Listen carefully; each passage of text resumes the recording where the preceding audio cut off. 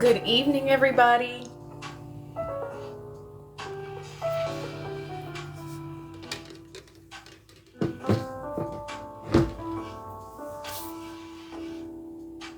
I have music playing in the background. Can you guys hear it at all? I have no idea.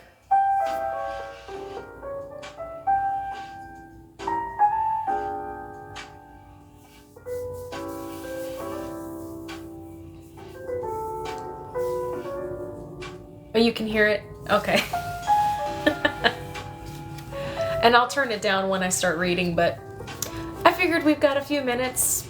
Let's just get into some like chill Monday evening vibes before we start reading. Hope everyone's weekend was good. And hopefully your all's week will go even better. And when I'm done with this read tonight, I'm going to be uploading another Nikki video because I know it's been over a week, so I've got another video coming up. If anyone has seen any of the Hell's Bells recent visitors, Miss Nikki may have gotten a similar visitor this evening. So look for that when we're done reading. I'm gonna go ahead and finish editing that video, and I'll be posting it up. Hopefully it won't be too... I shouldn't have much more of it to edit, but yeah. Because this past weekend was crazy busy. I just didn't have enough time to get any videos done, so I had to get one done in today after work. So is everybody getting ready for the winter holidays? I refrain from saying Christmas because there's so many different things that people celebrate at this time of the year. So, I mean, in our family it's Christmas, but you know, yours may be, you know, Hanukkah, maybe Saturnalia if you're, you know, if you are a practicing pagan, or any other number of wintry festivities. Ooh, a crown! That one's new. Thank you.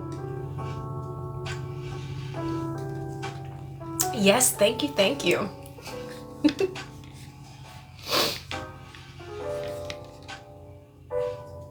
So for anybody who is new, welcome. Every Monday, well, we try to shoot for every Monday. It doesn't always happen, but on Monday evenings from 8 to 9, we read. So this is basically, you've stumbled onto our book club. Welcome. For the last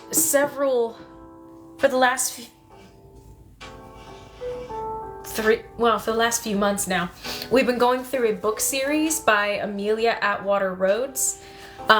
It's a 5-book series, and I mean they're skinny books, so they're not thick books at all.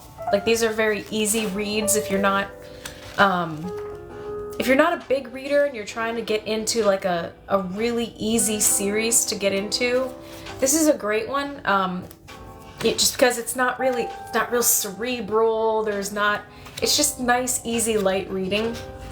But if you've happened to miss any of the previous readings from the other books, because there are 3 other books before this one, and then there's 1 book after this one. But you can find all of those on my YouTube channel. So if you actually go to my bio here, you can click on my YouTube channel and it'll take you directly to my page. And I've got my my department for my Infernal Appeals videos, my Nikki content basically, and then I've got my book readings where you'll catch up on this series and the other books that we've read in the past as well. So if you would like to maybe click like and subscribe to the other channel, that would be great too. But also if you just want to catch up on some of the books that we've read, or if you want to go back and re-listen to some stuff that we've already read through, feel free to do so on my YouTube channel. So, what am I going to do for Christmas and New Year's? Well, the weekend of Christmas is going to be very busy because I have my one family member's house on Saturday. I have my in-laws' house on Sunday, and then I have my other parents' house on Monday, right? Saturday, Sunday, yeah, 23rd, 24th, 25th. So I'm going to be Christmased out when I go back to work on Tuesday. I'm gonna need a break from my Christmas weekend. But New Year's, so with that being said, maybe I won't do anything crazy this year for New Year's Eve. I'll need to, I'll need to recover from Christmas weekend. So, but I hope you guys end up doing something fun for the upcoming holidays. I know this time of year can get really crazy. It can get really stressful. But every chance you can get to do something nice for yourself or something nice for your loved ones, you know, I hope you guys get the chance to do that this year. So, what time is it? It's 8:03. So we typically give it till about 5 after to get started, just so people have a chance to log on, you know, get their jammies on and grab their favorite drink before they settle in, before we read. But as you can see, this book is Wolfcry. This is book 4 of 5 in the Kishara series.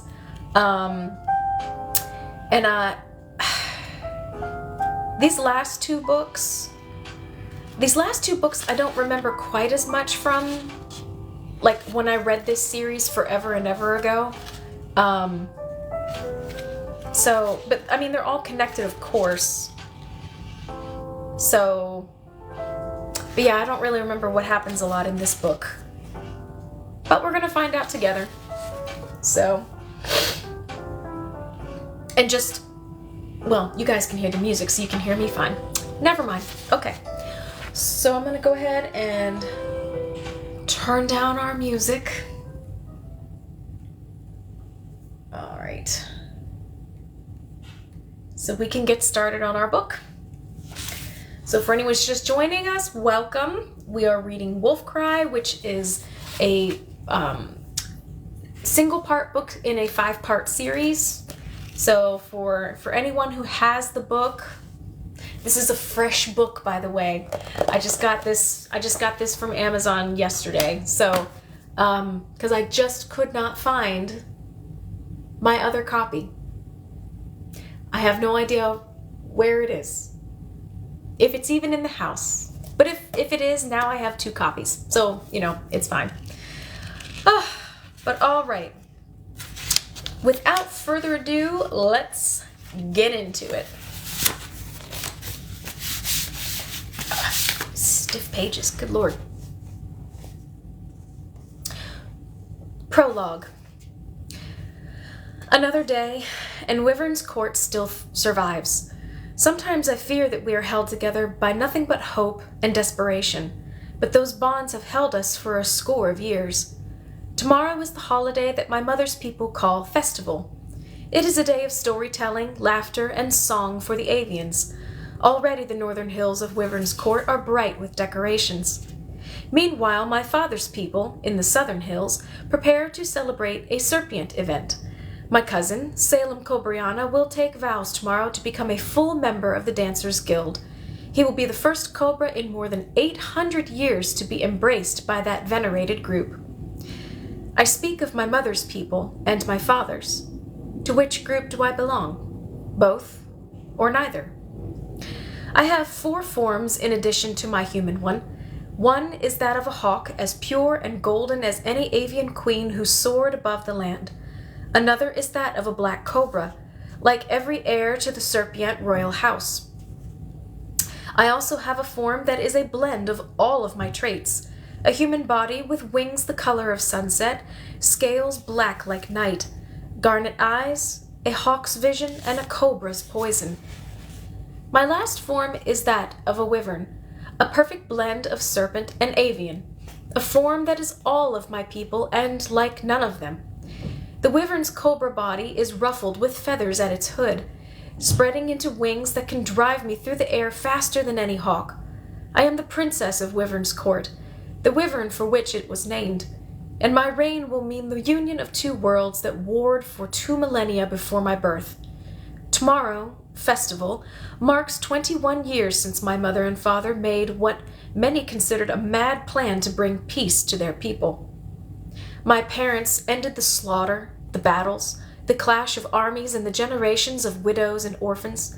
They swore to end the killing, and for that I sing my thanks to the Avians, gods of the sun and sky, and dance it to the serpents, goddess of freedom and passion. But hatred takes longer to die, and I fear sometimes that my parents' bloody memories bind them to the fear and anger that still stain this world. I see it all too clearly. Their reign ended the killing. I pray for the strength I need for my reign to be the one to end the war. Oliza Charday Cobriana, heir to the Tuulithea, Arami of the Serpient.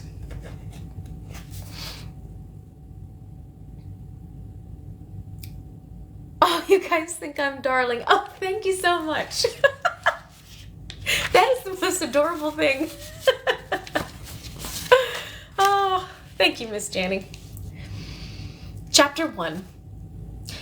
The northern hills of Wyvern's Court were filled with the trills of tiny bells, the lilting words of storytellers, and the songs of choruses.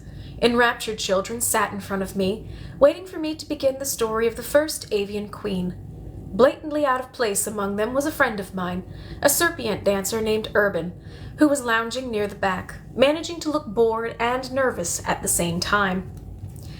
Many, many years ago, our ancestors were a collection of small tribes, each led by a different captain and each squabbling with its neighbors over food, water, and shelter. When drought caused famine, they became afraid and so were more protective of their scarce belongings. In the middle of the worst winter, when early snows had destroyed too many of the crops, a woman named Alea gave birth to a daughter. She loved her child, but she knew she could never take care of her. So Alea brought the beautiful golden girl to the mountains and left her there, praying that the wild spirits would care for her. The infant began to cry, and soon a pair bond of hawks landed beside her. They cared for the child as one of their own, teaching her the language of the forest and giving her their most precious gift, the skies. They gave the girl some of their magic and taught her how to change from her human form into that of a golden hawk. I paused there, looking into the wide eyes of my young audience. One of the children had moved closer to Urban and was trying to examine the silk scarf he had tied around his waist, a melos, one of the accessories worn by professional serpient dancers. Urban glanced at her and she jumped. But there comes a time when every chick must leave its nest, and as she grew older, the hawk girl began to wonder about her true mother. Finally, when she was 13, she returned to her homeland.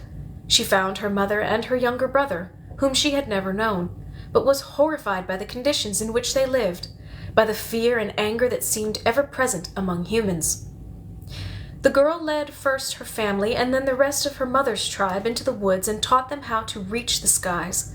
She showed them better ways to hunt, with a hawk's vision and talons, and so they became healthy and well-fed once again. Later, other tribes joined them, and each took a form from the wilderness: ravens, crows, and then sparrows. For the first time, these tribes lived peacefully together, led by the young queen they named Alasdair, which means protector. The children clapped happily, making the bells hanging from their wrists jingle. I smiled, enjoying the story almost as much as I had during my first festival, until one of the adults who had been nearby noticed her child reaching for Urban's melos again and darted forward to scoop her up and away from Urban. Urban pretended not to notice, but I saw his back tense. I had told the story of Alasdair the way my mother had used to tell it to me, but I knew that some of these children had learned a darker ending from their parents. Just 20 years before, the myth always would have included the death of Alasdair at the hands of the serpient. Tales such as these fueled Avians' hatred from the cradle. I tried not to let the Avian mother's reaction to Urban ruin my mood. I knew that many people did not approve of his presence here. Urban was not just a serpent, an apprentice dancer at that. He was widely known to be my foremost suitor among the serpient. As such, he faced the wrath of mothers with eligible sons, and of course the jealousy of Avian men our age, in addition to the general prejudice of Avians against serpient. Still, I was glad he had come. Suitor or not, Urban was one of my closest friends. We had grown up together. It meant a lot to me that he was willing to be there, even though he knew how the Avians might react. Bit of a dull story, Urban remarked as he came to my side, trying to keep a careful distance between himself and the avians around us. It lacks intrigue, danger, scandal. Well, I'm sorry that the way my ancestors saved her people from starvation and war isn't racy enough for you, I said, teasing.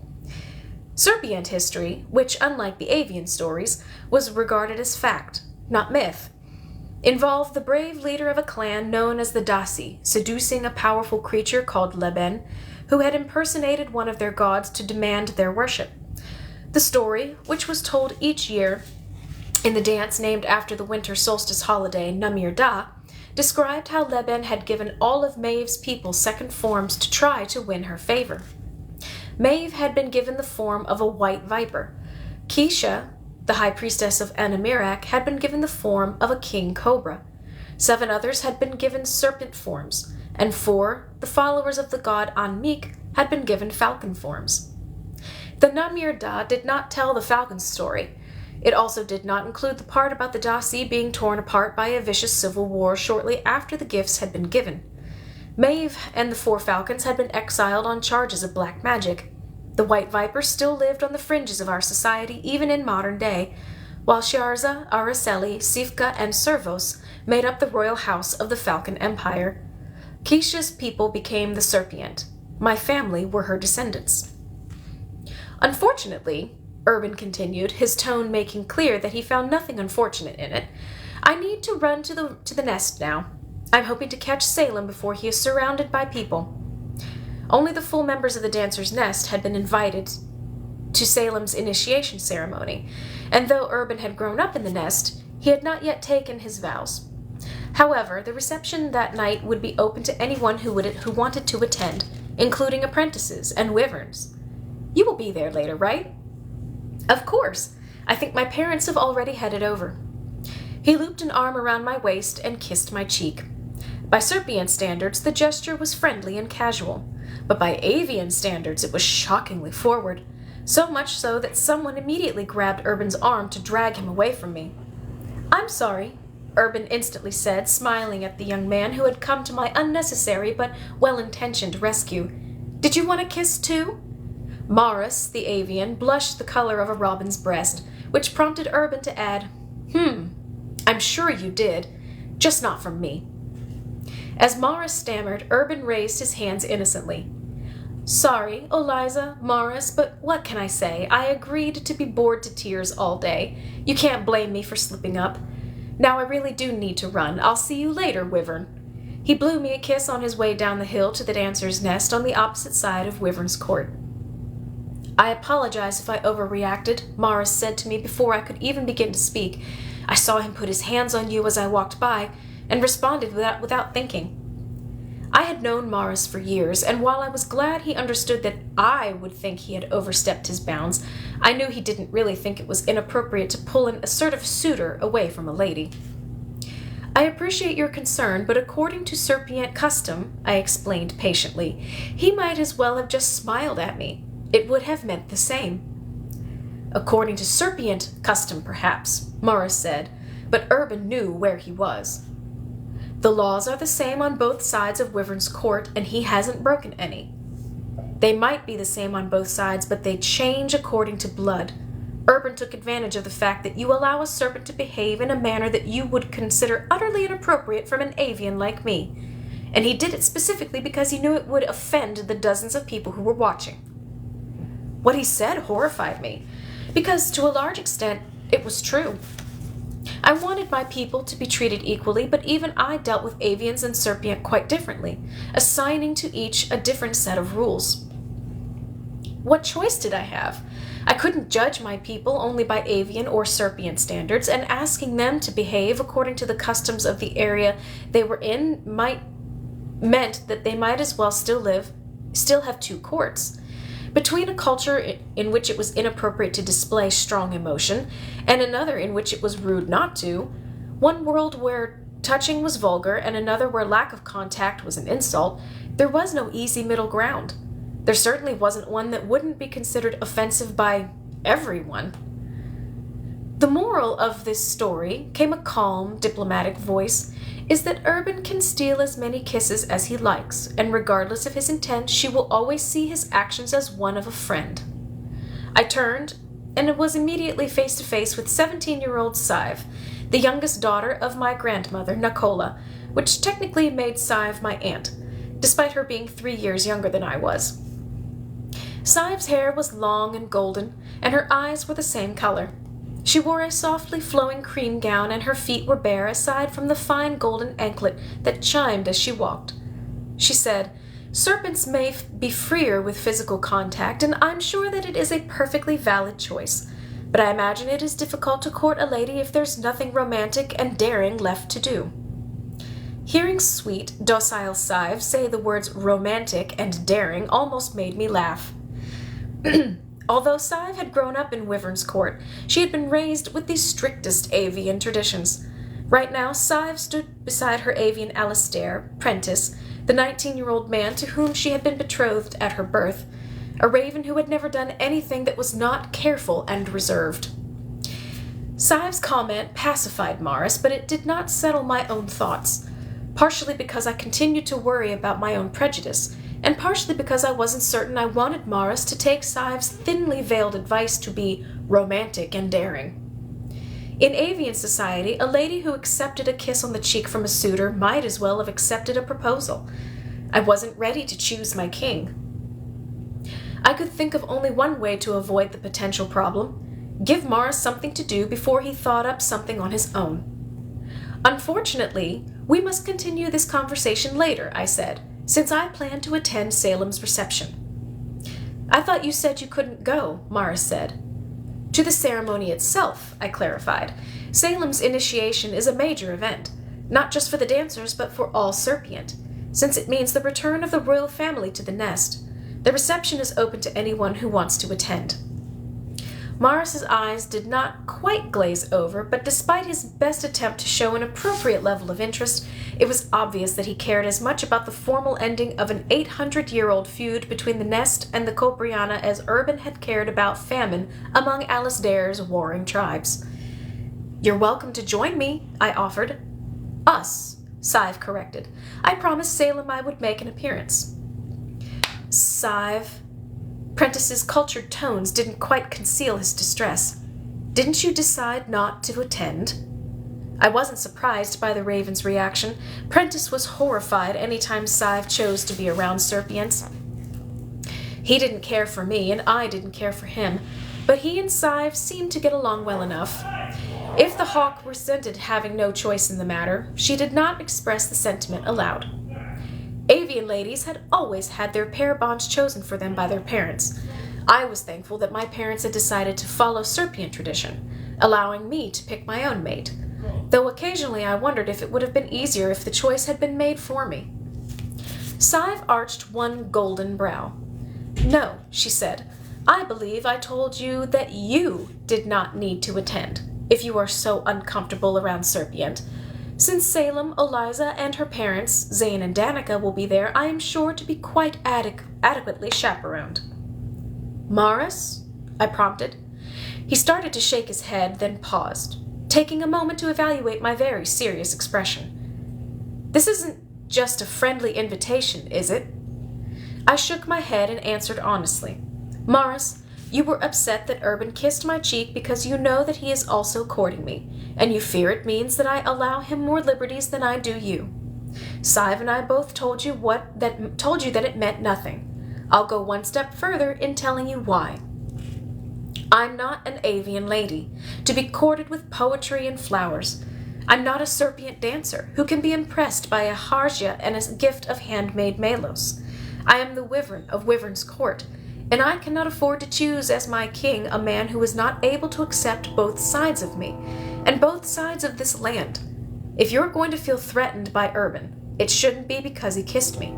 It should be because he came with me to the northern hills during festival. Avian merchants watched him as if certain he was going to steal from them. Alastairs and parents stepped between him and any lady or child he stood too near or, sky forbid, tried to talk to. In short, they treated him worse than they would have treated a beggar wolf from the forest. But he stayed. You say you are trying to court me. So if you're going to feel challenged by anything, feel challenged by that." What could he possibly say? He drew a deep breath and then nodded. "Then I accept your invitation." How incredibly brave of him.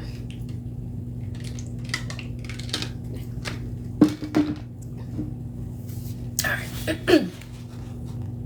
Chapter 2.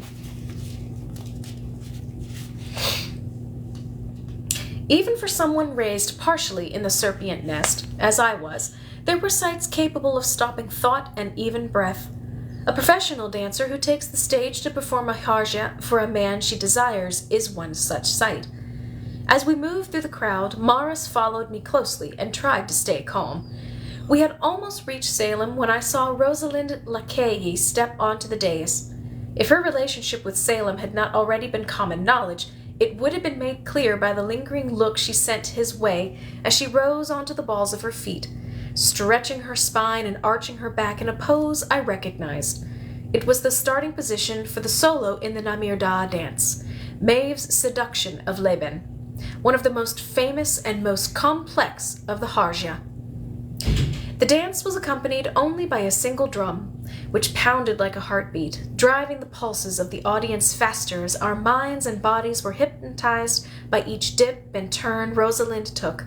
At some point I heard Sive whisper, "Oh my," and turn away, as if her instinct was to give the dancer privacy for such a display. But my gaze was as firmly locked as that of any cobra who had swayed to the rhythm of the snake charmer's dance. When it ended, we collectively let out a breath. In such a moment, it was easy to believe that our ancestors had possessed magic powerful enough to command the gods themselves. "If I dance for you, will you look at me that way?" I jumped at Urban's voice and then blushed at both his suggestion and my reaction. "You know I wouldn't let you." An adult dancer could perform a Hjarja or a Melos at any time, technically, but it was almost always intended for someone special, and it usually ended with the new couple seeking a private alcove, and the nest elders sighing about young love. If I danced those steps, it would be taken as a sign that I had chosen my mate, or at least that I was ready to do so. I longed to dance as freely as Rosalind did, but while friendly kisses were nearly meaningless among the serpent, dance never was. I could let Morris steal a dozen kisses before I could let Urban get on that dais and perform a Harja for me, much less stand up and perform one myself. The decision I would someday make was too crucial. I wished I could base it on the pull of my heart, but there had never really been anyone who had drawn my passion in that way. Not even my two foremost suitors. I turned my attention back to Morris, who had gone pale. My guest started to speak, thought better of it, and then abruptly turned from white to crimson. Urban whispered to me, "I bet you his last thought was, what would Eliza look like doing that?" I frowned and hushed him. Prentice approached with Sive and, looking at Salem, asked dryly, "Is this appropriate?" My cousin had responded to Rosalind's performance in the only way Serpient would consider appropriate. Their kiss had gone on long enough for one of the other dancers to spin a melos around both their necks. Normally, I would have assumed the gesture to be idle teasing, but the black silk melos had been decorated with intricate stitching in gold, a color that among the Serpient represented an eternal mated tie. I wondered if I would be hearing an announcement sometime soon. Salem must have heard Prentice's question because he focused his garnet cobra's gaze on the avian. I stepped between the two men, clearing the way with inane chatter. The two of them had never gotten along. "Salem, congratulations," I said. His smile warmed and he stepped forward to hug me. Behind me, Sive was whispering to Prentice, "Behave." "I will if he does." "Thanks," Salem replied, looking around searchingly. "I saw your parents a couple minutes ago." "Then Rosalind distracted you?" I asked. "I have my priorities straight, and it looks like you've brought your own distractions. Morris, this is a surprise." "I hope I'm not intruding," Morris said. "Do you really?" Salem asked, teasing. Without giving Morris a chance to come up with a polite reply, he shook his head. "You are, of course, welcome, especially since I imagine that you are my cousin's guest. I have nothing against feathers. Speaking of my blushing aunt, I seem to recall that you promised me a dance. Prentice, mind if I borrow your lovely lady a minute?" Prentice looked like he minded quite a bit, but when Sive shot him a pointed look, he gritted his teeth and shook his head. In the spirit of the moment, I turned to Morris and offered my hand. "Care to dance?" "No." His response was so instinctive, so abrupt, that we both laughed. Color crept up his face. I'm no expert on serpents, but I know that almost everyone here learned to dance while learning how to walk. "Not everyone." I nodded at Salem and Sive. This was maybe the third time Salem had convinced Sive to try dancing. She was abysmally bad, but Salem led well enough that she didn't embarrass herself. Despite Salem's keeping to dances that were tame by Serpian standards, appropriate for siblings or friends who weren't intimate, Prentice watched them with a scowl. "I don't know how to dance," Morris said. "I'll teach you." There were plenty of fairly innocent dances that were also simple enough for Morris to learn. He was so nervous that I almost felt sorry for him as he followed me to the edge of the plaza where serpents were dancing informally. Had I not had so much invested in that night, I might have told him he could leave. "I can't handle watching this disaster in the making," Urban announced as he jogged to catch up with us. "Morris, relax. If I can tell you're tense by watching you walk, you're going to have a lot of trouble dancing." Morris looked mildly affronted, but before he could react, a shadow brushed across the ground. I looked quickly at the sky, where a single peregrine falcon was circling. His voice was a little too hopeful. Morris asked, "Do you need to go?" The falcon was not simply any bird, but Nisias Silvermead, the second in command of the Wyverns, my honor guard on a few occasions when I needed one, as well as the rarely necessary police of Wyvern's Court. Gretchen, the commander of the Wyverns, was a serpent and had requested the evening off for Salem's reception. That left Nisias in charge, which meant that his seeking me out was for official reasons. Not a good sign. My parents also must have seen the signal. They slipped through the crowd. "Urban, Morris, good to see you both," my mother greeted the young men politely. "Eliza?"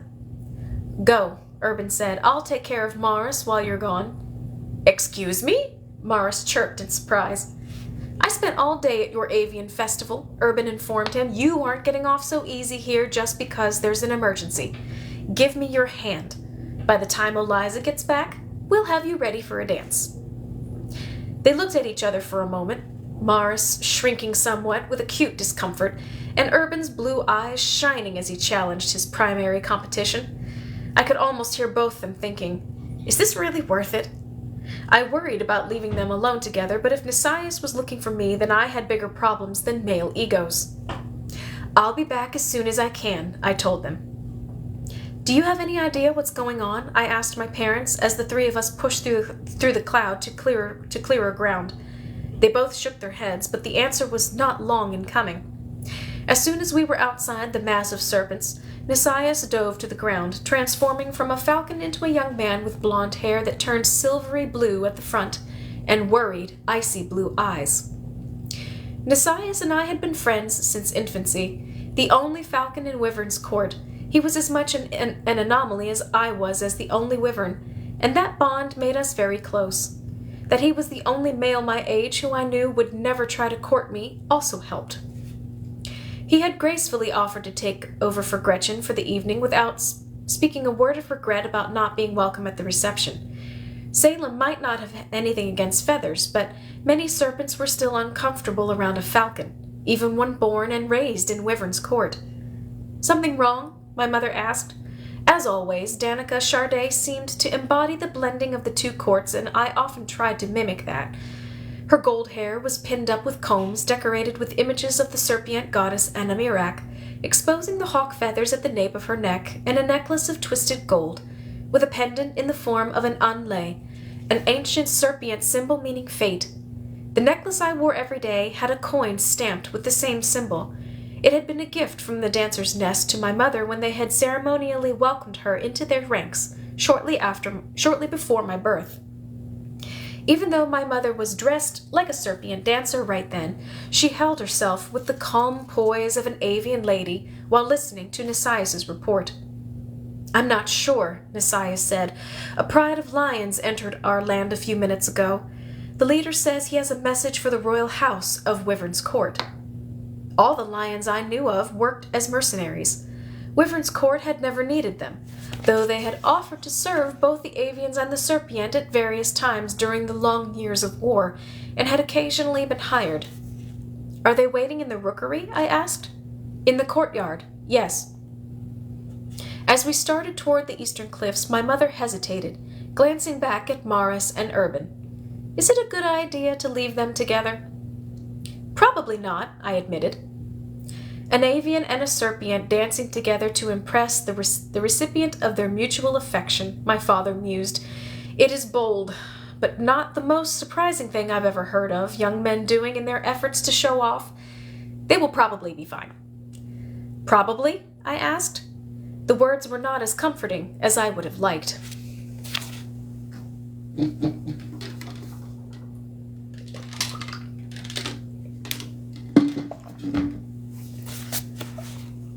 Chapter 3.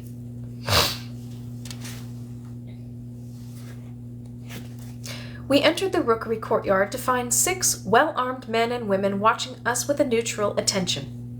Every time I had spoken to the lions, they had been the epitome of courteousness, but even so, the sight of their soldiers unnerved me. Their leader stepped forward and bowed.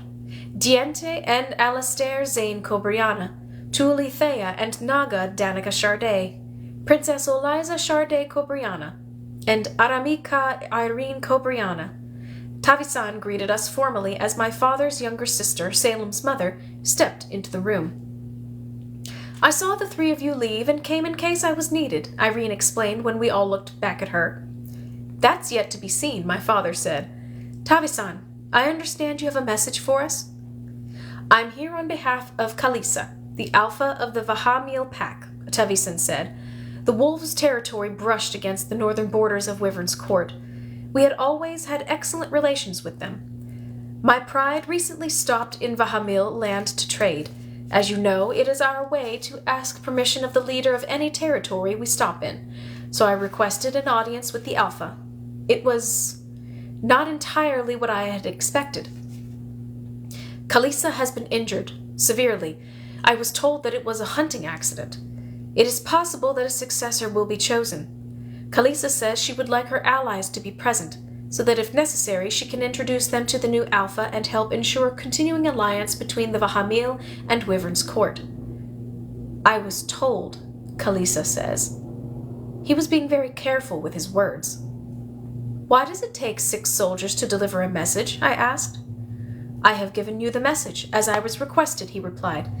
Anything else I might tell you would be speculation. I glanced at my parents, but they both nodded for me to continue. Is there any other information you feel we should know? It seems odd that the Vahamil would hire an outsider to deliver such important news. Normally my pride is asked to carry messages only across terrain that those sending them could not easily cross, which is not the case with the wolves, or in times when one does not want to place an important missive in the hands of someone of questionable loyalty. I do not know exactly how precarious Kalisa's position is, or how many wolves are currently vying for leadership, but my impression is that there are not many she can trust. The Vahamil had flourished under Kalisa's leadership, but if she was perceived as weak, under their laws any wolf would have the right to challenge her. She might have said she was sending for the rulers of Wyvern's Court to introduce us to a potential heir, but it seemed more likely now that she was calling for her allies to try to protect her own throne. My mother must have come to the same conclusion at the same moment, because she nodded and said, We will go tonight. Our alliance with Kalisa has always been valuable to all of our people. It is important to make sure that any potential heirs appreciate that. Oliza, would you please give our regrets to Salem and the Nest for needing to leave so suddenly? Of course. Do you need me to stay in Wyvern's Court? Irene offered reluctantly. She and my uncle, Galen, had intended to leave for the Serpient Palace immediately after Salem's reception that night. From there, they were headed east and wherever fate took them. Their plans had been nearly half a year in the making, since Irene had announced her intent to take advantage of this era of peace by traveling the world with her mate. My father shook his head. Eliza will be here. I often acted in my parents' stead while they were away. As they often reminded me, I would inherit the throne as soon as I chose my mate, and was ready to claim it. In the meantime, I needed to live up to my position. I'll send for the members of your guard to travel with you, Nisaya said to my parents. I imagine you will want to leave immediately.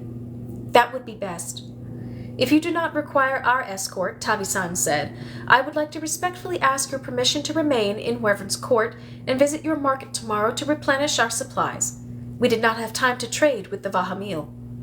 The lions had occasionally passed through our lands for various jobs and had never caused trouble, so I said, as long as your stay is peaceful, you are welcome in our market. Thank you, milady. Irene stayed to confirm plans with my parents, assuring me that she would return to the reception before going on her way, and I started back toward the southern hills. If the events in Wyvern's Court had been anything other than the initiation of a cobra into the dancer's nest, I would have asked to go with my parents. But I understood why my remaining there was important. The dancers were the heart of the Serpient. It was essential to make clear that Salem could join them and still be part of the royal house. Serpient celebrations frequently lasted until dawn, but anxiety about Kalisa had stripped me of my energy. I wondered how early I would be able to leave without causing concern. The first person I saw was not Morris or Urban, but a young woman with the black hair and garnet eyes of the Serpient royal house, a cousin I had learned of only a few months before, when Nisias had brought her back from the Falcon Land of Anmeek. She seemed to be watching the dancers from the edge of the crowd. Good evening, Hai, I said. It is good to see you out and about. When she did not reply immediately, I thought she had not heard me, and I wondered whether I should speak again. Hai was the only daughter of my father's oldest brother, but she had been born and raised on Anmeek. She could pass as Cobriana, but I knew she considered herself a falcon, like her mother. The combination of these two heritages had nearly driven her mad. When Hai had first arrived at Wyvern's Court, she had been comatose, and most people had assumed she would never recover. Even now that she was awake, it was evident that her mind was still not completely right. "Oh, Liza," she said to me after a moment, "don't patronize me." "I didn't mean to. I simply do not see you in the market much. I'm sure Salem is pleased that you are here." She shrugged. "I'm sure the cobra has other things on his mind, like flirting with a pretty hawk and waiting for her Alistair to hit him." I sighed, deciding to end the conversation while it was still sane and mostly civil. I had known Hai to break into periods of complete incoherence. "If you'll excuse me, I need to find Maras." She nodded and replied loftily, "You're excused." It didn't take long to find someone who could point me toward Urban and Maras. My two well-known rival suitors attempting to dance together was a spectacle even by Serpient standards. Aside from his jumping whenever Urban moved closer and they accidentally touched, Maras seemed to be dealing well with Urban's instruction. Every now and then, one of the young men would murmur something, usually too soft for me to hear, but clearly less than flattering. Watching them gave me some hope. Neither looked exactly happy, but I would have been shocked if they had. After all, they were not just from opposite sides of the court. They were rivals. However, the competition seemed to have driven both of them to do something they otherwise would not have considered. Urban had issued this challenge, and Maras had accepted it. Urban noticed my presence. He smiled at me and then moved a little closer to Maras to say something that made the raven blush. A moment later, the sound of a familiar bell-like laugh drew my attention to where Sive and Salem were still dancing together. Prentice looked as if he was on the verge of reclaiming his pair bond, but Rosalind was doing her best to keep him occupied. I looked away from Urban and Maras only for an instant, and in the next moment I heard a sound that could have been a punch connecting with skin. I spun around just in time to see Urban stumble back, one hand going to his bleeding lip. Serpient tempers being what they were, I had time to take exactly one step forward before Urban retaliated with a blow that sent Maras to the ground. "I forgot. You're a bird," Urban spat. "You wouldn't recognize a come-on if it bit you." "And you wouldn't recognize a lady if she slapped you," Maras retorted as he pushed himself up.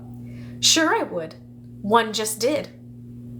Morris made another move toward Urban, but Salem grabbed the Raven's arm. That prompted Prentice to come to Morris's defense, and practically the entire population of the Southern Hills to come to Salem's. Recognizing the possibility for real violence, I took a deep breath and let out a wyvern shriek.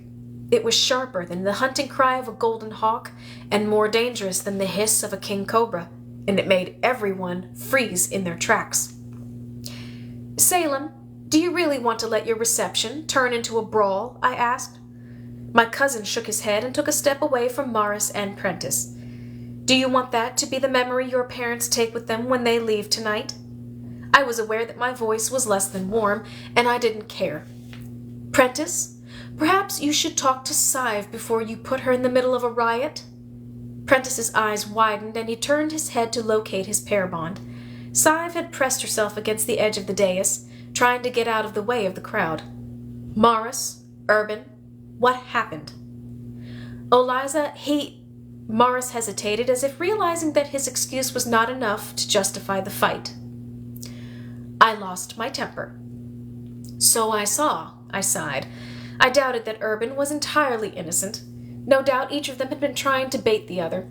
Morris had just been unlucky enough to throw the first punch. Morris stepped forward. Eliza, you didn't hear. Don't bother, Prentice said. You're an avian and you hit a serpent. That's all anyone here cares to see. Prentice! Sive exclaimed. Prentice looked at his pair bond briefly, but his next words were for me. Are you going to say otherwise? He challenged. Tell me it matters to you that the snake was making intentionally inflammatory remarks. Urban protested. I wasn't. Or are you just going to say, that's their way, and ignore it? Prentice continued. The way you always ignore the culpability of serpents when their behavior becomes more than one of us can stand. Thank you, Morris said respectfully to Prentice, but you don't need to defend me. I could have walked away. I shouldn't have hit him. The words obviously pained him. I suspected that this, like the apology he had offered back on the Avian Hills, was a bow to my sensibilities and not an admission of his own beliefs. Urban hit back fast enough, Prentice muttered. Prentice, I think it's time we've left, Sive suggested, taking his arm. This is a private matter, and it seems to be under control. As they left, I noticed that sometime during the argument the rest of the serpents had backed off as well. Morris shrugged. Even I know enough about Serpia culture to know that you don't hit one without expecting to be hit back. Either of you have anything else to say? I asked. They both shook their heads. But I'm not going to volunteer to help any of your other suitors in the future, Urban said. I don't know where I came up with that idea in the first place. The night had been a fabulous disaster. Most Serpient would continue to celebrate for hours yet, but Urban spoke for all of us when he announced with obvious frustration, It's been a long day. I'm going to bed. He and Morris exchanged one last look, too tired to be quite hostile, before he turned back toward the nest. I'll see you in the morning, Eliza, Morris said hopefully. I nodded, and he changed form and took wing back to his home in the northern hills. I used the disruption both as an opportunity to pull Salem aside and summarize what Tavisan had told us, and as an excuse to leave early without offending anyone. I had spent many nights curled in the arms of the dancers, enjoying their warmth and company, but that night, quiet solitude was what I wanted. Let's see how long is chapter 4. Okay, we got one more chapter in us. It's only 8:45-ish.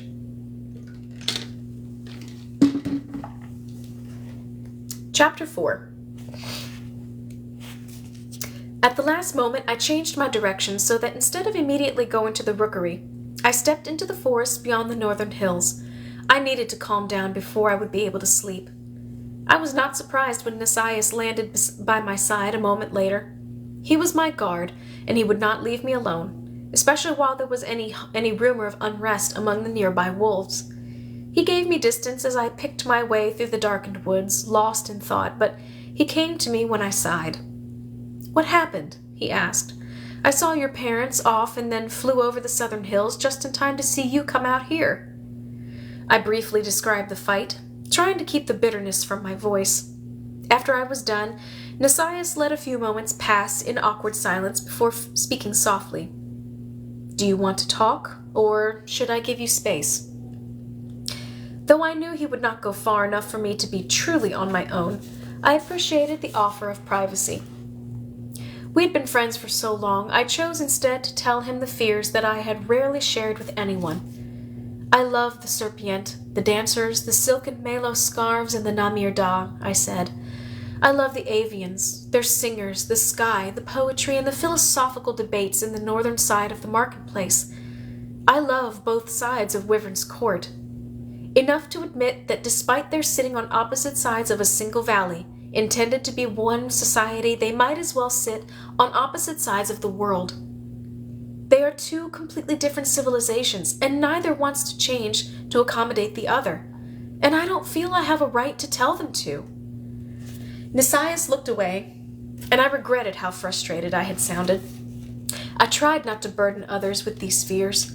I might have apologized, but before I could, he said, You're right, but we've come so far by not killing each other. There has to be a way. Thoughtfully, he suggested, Your parents went to the Mistari. Perhaps an outside perspective would help again? Perhaps, but what if the tigers agree with all the others? The wolves don't understand why we bothered to try. Kalisa and I had a long discussion about this when her pack was visiting the market a few months ago. Kalisa and I had always gotten along. I respected her. I hoped she was not as badly injured as the lion's message had indicated. Kalisa said they respected our efforts, but it isn't natural for two people who are so different to mesh. And the falcons? Nasias winced. Think it can't be done, he said, as he had many times before. That was one of the very few things he had told me of his days on Anmeek. He would tell me the rest, if he ever thought I needed to know. Nasias had seemed older since he had come home from the Falcon's Island 4 months before. When he had returned to Wyvern's Court, he had wounds that spoke of torture. Those injuries had since healed, but whatever he had learned had marked him permanently. He had continued studying magic, but I had never met his teacher, and he seemed reluctant to speak of her. I had put enough together from his vague references to know that she worked with him from the city of Anmeek, without needing to come physically to Wyvern's Court.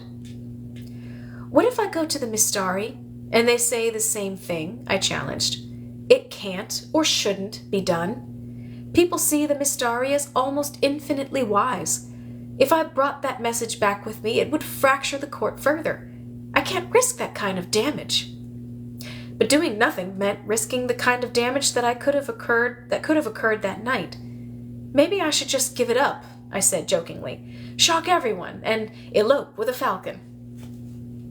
There had never been anything between Nasias and me beyond friendship, and yet he tensed, moving away from me. Don't, Eliza, he said. Wyvern's Court isn't something I should joke about, I said, concurring. I get so frustrated. I know, he answered, but it's not a safe joke to make, even in frustration. There are too many people who would take you seriously. Too many people in these woods? What had happened to the days when we could share our dreams and he didn't chastise me about the shadows overhearing us? I frowned, hurt. I knew what would happen if I did take a falcon for my mate. Both Serpient and Avians would probably rebel. I would have a civil war on my hands. Even if that wasn't the case, everyone knew that a falcon couldn't take a pair bond from another breed without the risk of having a child whose magic was too strong to control. Hai was a vivid example of that madness. The impossibility was what made my friendship with Nasias safe.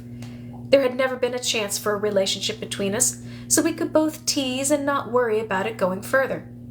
I suppose he had stopped teasing after his trip to Anmeek.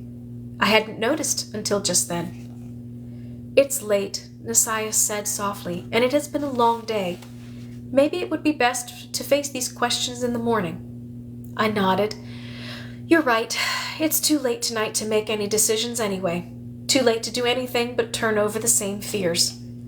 We said our farewells, and I changed shape and stretched my wyvern's wings, circling over my home once, as if to bid it good night.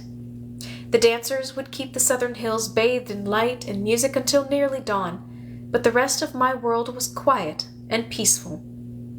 Almost. Shifting shadows drew my attention to something out of place in the avian's northern hills, a figure lying on the ground, curled on its side on the cobblestone path between the houses. My pulse sped as I dove toward the unusual sight. It was common for people to sleep outside on the southern hills in good weather, but it was unheard of there, on the hard cobbles of the north. I fell into human form near enough to make out dark hair, fair-skinned, clothes that could pass for acceptable in either court, a malos tied around his waist with a fringe of silver thread, a dancer. Urban. I tumbled to his side, skinning one knee when I saw the blood on him. Urban! I shouted, but was afraid to touch him. He was curled in a protective ball, one arm over his head, his hair in his face so I couldn't see it. Please don't let him be. Urban, please. Tentatively, I touched his shoulder and turned him toward me, and though it made me cringe, the pained sound he let out was the sweetest thing I had ever heard. I thanked the gods at least he was alive. Urban, it's me, Eliza. How badly are you hurt? I was torn between wanting to stay with him and wanting to take to the skies to drag back a doctor right then. A doctor. And guards. If someone had done this to him, it had happened just moments before. Whoever was responsible had to be nearby still. I couldn't leave Urban alone, unprotected. Eliza, he hissed in pain, and then slowly, agonizingly, tried to lift his head. Don't move yet, I told him. I'll be right back. I rose to my feet and shifted back into my wyvern form, propelling myself into the air with one eye still on Urban. As I shot above the mist, I let out a shriek capable of shattering glass. Within seconds, 2 of my avian guards took to the sky. Other avians rose from their beds and came to doorways. All the serpents who were celebrating in the southern hills, including Gretchen, looked up.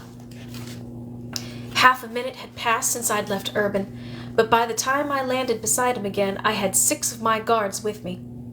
Nisias took charge. Get to the rookery and bring back a doctor now. I don't care who you have to wake up, he ordered 2 of the avians, who instantly returned to the sky. The rest of you, spread out. Try to find a sign of who did this. Try not to panic people. Meanwhile, he knelt by Urban to assess the damage. By this time, Gretchen had reached us, her face flushed from the run. Eliza, what's... She went pale when she saw Urban, but her first question was for me. Eliza, are you all right? I nodded sharply, even though I understood why I had to be her priority. I found him. I wasn't here when it happened. It's all right, Nisias was saying to Urban. You're going to be all right. He lifted his gaze to me, and I could tell he was worried. Is there anything you can do? I asked. I'll try. He brushed the hair out of Urban's face, revealing bruises and a long cut down his cheek.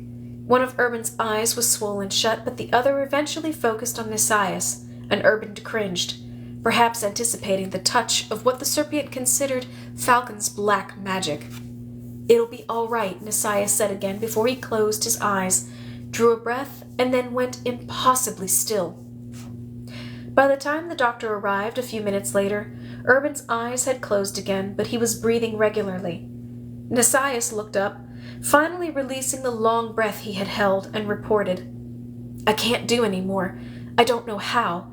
I managed to stop the bleeding inside, but he has broken bones. He pressed his hand to the ground as if to steady himself. I'm not a trained healer. The doctor, an avian man named Rion, nodded.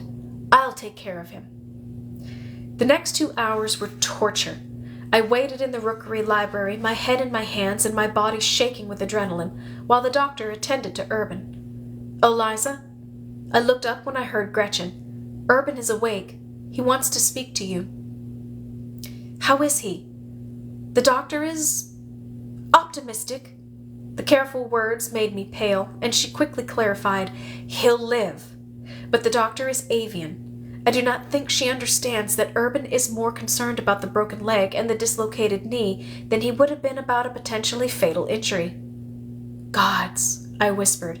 Gretchen was not exaggerating. A dancer's craft was his life. Who had done this? I stood to go, and Gretchen added hesitantly, Urban also wants us to speak to the nest and bring a serpent here to stay with him. I began to nod, surprised that Gretchen had even bothered to pass that request by me instead of simply fulfilling it. And then it hit me.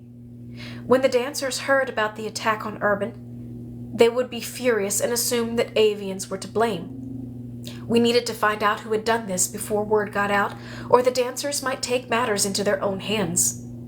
I'll speak to Urban, I said, and then we'll figure out the rest. And that will bring us to chapter 5 for next week. I hope you guys are enjoying